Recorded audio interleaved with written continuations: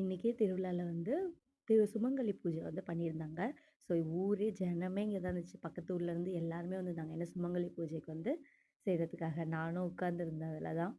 நல்ல சூப்பரா இருந்துச்சு. அவங்க எல்லா தாம்பூலம்லாம் குடுத்துட்டு, அதில சாரீலாம் வச்சு, ஸோ வெளிய இருந்து எல்லாம் வந்து 108 அர்ச்சனைகள்லாம் பண்ணி, அதுக்கப்புறம் அந்த சுமங்கலி பூஜை பண்ணி முடிச்சோம்.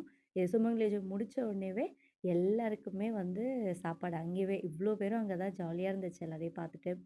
நல்லா சாப்பிட்டுட்டு, இதுக்கப்புறம் தான் வந்து சாமி ஊருக்கு வருவாங்க.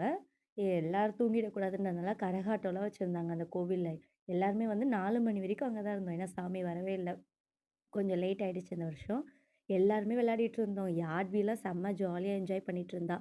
அங்க சாமி வர வரைக்குமே எல்லாருக்குமே டீ, காஃபி, டிஃபன்னு சொல்லி போயிட்டு இருந்துச்சு. அதுக்கப்புறம் தான் சாமி வந்தாங்க. ஸோ இந்த சப்பருன்னு சொல்றாங்க இத. ஃபுல்லா ரெடி பண்ணி வந்தாங்க. இத ஃபுல்லா டர்ன் பண்ணி ஊர் ஃபுல்லா சுத்திட்டு லாஸ்ட்ல வந்து இந்த சைட்ல வருவாங்க. எங்களுக்கு சாமி வரவே 4 மணி ஆயிடுச்சு. ஸோ அதுக்கப்புறம் தான் சாமிலாம் கும்பிட்டுட்டு போய் நாங்க தூங்கி ரெஸ்ட்